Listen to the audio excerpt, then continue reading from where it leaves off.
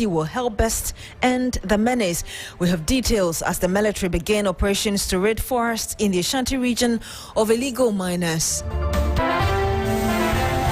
Plus, rising sea levels caused by climate change threatening survival of residents in 4 coastal communities in Ketu South District of Water Region. Will bring you the latest situation there.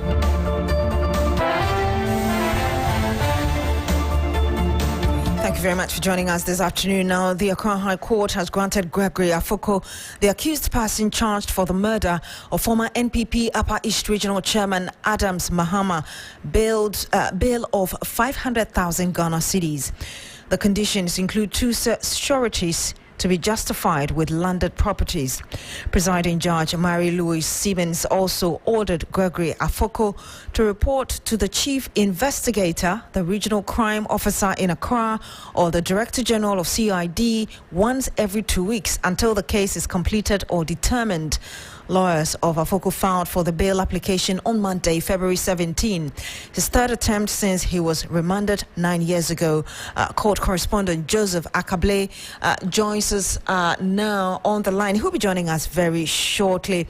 But ahead of that, to declare or not to declare a state of emergency, that's the ongoing debate between players in civil society as the Galamsey conversations return to the front burner of media coverage. Lands Minister Emmanuel Amakofiboa's revelation that some 9 forest reserves have been lost to the activities of illegal miners has sparked concerns, with experts demanding action and not word from the new government. Speaking to the challenges, convener of the Media Coalition Against Galamsey, Dr. Kenashigbe, stressed the need for a state of emergency.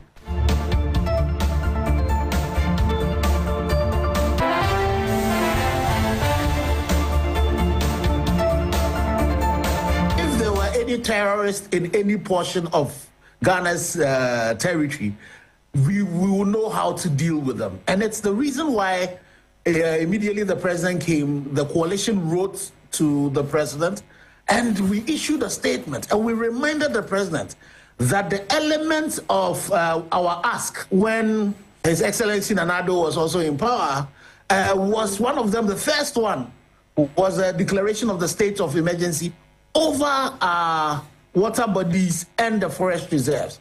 So if you have a situation where 9 of our forest reserves have been taken over and there are a lot of excavators that are within that particular place, and you know that excavators are not like mobile phones you put in your pocket and you can sneak into these places. They were driven past a lot of our barriers with police mounting them. We have CCTV, strewn all around most of our major roads and all of that. But we, even in civil society and the media, knew about these things. And that's the reason why we said the state of emergency was necessary in these places.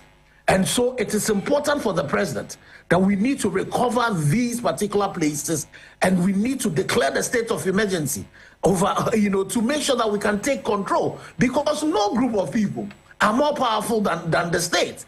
And we need to establish that as quickly as possible so that we don't move from 9 to the others.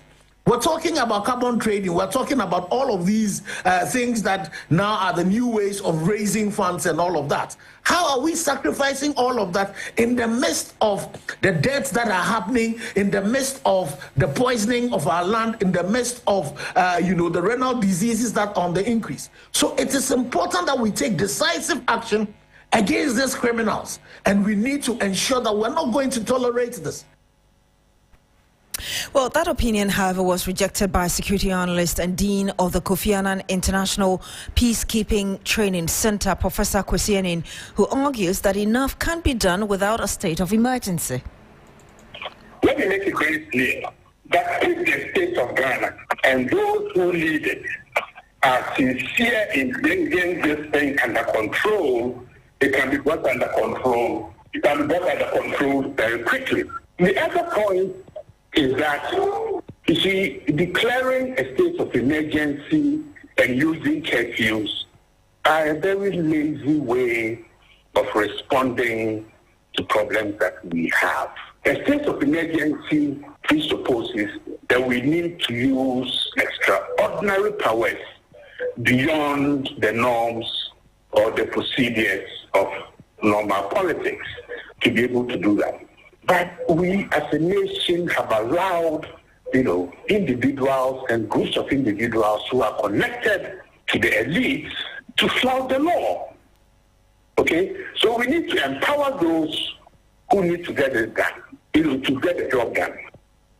And he had Professor Kwesi Ening, he's security analyst and dean of the Kofi Annan International Peacekeeping Training Center. We cross over to the Shanti